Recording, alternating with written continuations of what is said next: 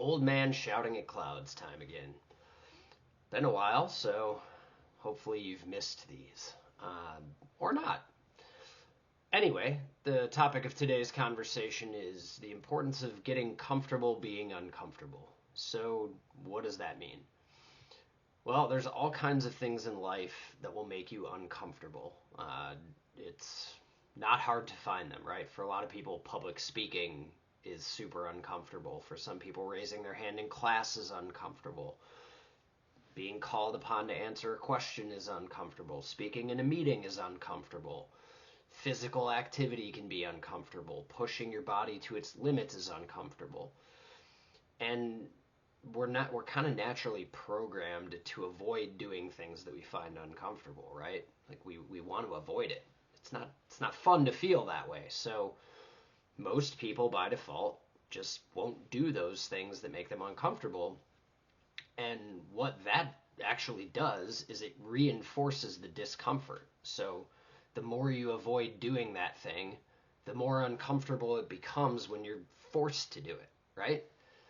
So you could see how this could become a vicious cycle, right? And there are certain things that you're going to have to do whether you like doing them or not. You be speaking in meetings, possibly, or speaking in public, right? Maybe you have to give a presentation to graduate from a class, so you're forced to do it. So you might as well get comfortable with being uncomfortable. And the only way to do that is to knowingly put yourself into the situations that make you uncomfortable and do it over and over and over again. And eventually you'll find that you're not so uncomfortable doing it anymore. Running is a great example from my life, right? I never, ever liked running. Like the mile run in gym class in school, I always dreaded it. I wasn't any good at it. I wasn't fast. I felt like I was dying by the time I got halfway through it. I didn't know how to pace myself. So I avoided running, right? Like unless I was in a soccer game, I didn't ever go for runs. Well, fast forward to now, I've run multiple marathons. I've done a couple Ironman triathlons. I've even done an ultra marathon. And now running is part of my life. It's something I do. In fact, I hear all the time from you guys how annoying it is that even on vacation, for example, I still want to go for a run because I've gotten comfortable with that type of discomfort. Public speaking, I've gotten much more comfortable over the years with that because I've forced myself into situations where I need to do it. Even these videos, like these videos were super uncomfortable for me to do. I've even interviewed somebody for the publication I work for now. Not very well, but I did it. And once you start stacking those victories on top of each other, you'll find there are fewer and fewer things that you're actually uncomfortable doing, and even far fewer that you're unwilling to do. One we talk about pretty frequently as a family is trying new food, right? You'll try something first time, maybe it's not your favorite. Well, then you become apprehensive to try anything new. Well, pretty soon you're the person who's 25 years old and the only thing you'll eat at a restaurant is a hamburger or chicken strips. You don't want to be that person, right? You want to be adventurous. You want to go out and do those things. That's the kind of life that, in my mind, is the most worth living, right? You want to turn over every stone. You want to try everything. We're only here once, right? Give it a shot. What's the worst thing that could happen? So that is something that I think is a super important trait to develop, and to develop early on, is just if something makes you a little uncomfortable, but it's not going to hurt you, try it.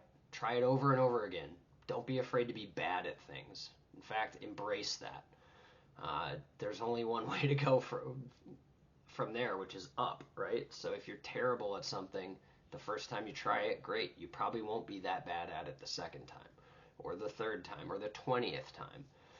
And if you start handling things that way at an early age, you're going to be way ahead of your peers by the time you graduate high school or by the time you graduate college. If you've been consistently putting yourself in a position to do things that make you uncomfortable, you'll be so far ahead of all the other people who didn't.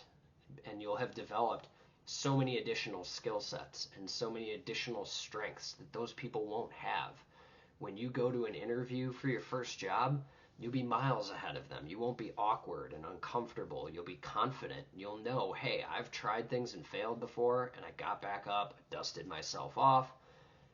I didn't die. I'm not made of glass. I didn't shatter. I'll be fine. And you'll also fear failure a lot less, which I think is a super important trait, right? In my mind now, the way I look at the world, there's only one way to truly fail at something. Well, two. You could never try to begin with. That's a huge failure. Or you could quit. So a perfect example for me, and I think I've talked about this before, is I've had a goal now for as long as I can remember of wanting to qualify for the Boston Marathon, right? And I still haven't done it. I've tried, but I don't consider it a failure yet. I would never tell somebody I've failed to qualify for Boston because I'm not done trying yet. I've got another marathon I'm doing this summer. Who knows? Maybe that's the one where I finally slay the dragon. But the only way you can fail is to either not try or to give up. If you keep trying, there's always the chance that on the next attempt, you're going to succeed. So, the more you get comfortable with that, the less it bothers you when things don't go exactly to plan, the less new situations intimidate you. Traveling is another good example of that. There's a lot of people who are intimidated to go to other countries. Well, if you don't ever do that, you're missing out on a whole lot of fun. Traveling is one of the most rewarding things I've ever done, and I've been to countries where they don't speak the same language that I do. You figure it out, and that's there again. Once you've done that before, you went to a country where they don't speak the same language, and you still had a great time. You're going to be less scared to go do that again because you realized it worked out well. You had a good time. You had a rewarding experience, but you would never have known that if you didn't get comfortable being uncomfortable. So that's the motto I want you to have in life, is just be comfortable being uncomfortable. Another benefit that has is, okay, let's say you try something and it really wasn't fun. You suffered through it, but you came out the other side. Well, then that resets the bar of the level of suffering it takes to really knock you down, right? If you've done a number of things that are super, super hard and you survived them, then when hard things happen, you have that confidence to build on and say, hey, I've been through hard before. I've been through pain before, and I got through it. So I can get through this as well. So sometimes when I challenge you guys on that stuff and I don't let you give up, I know it sounds or maybe seems like I'm being mean to you, but I'm not. I'm really trying to help you build up fortitude, and I'm trying to help you stack wins on top of each other so you develop the confidence to know that whatever problem comes up in life, you're going to be able to handle it.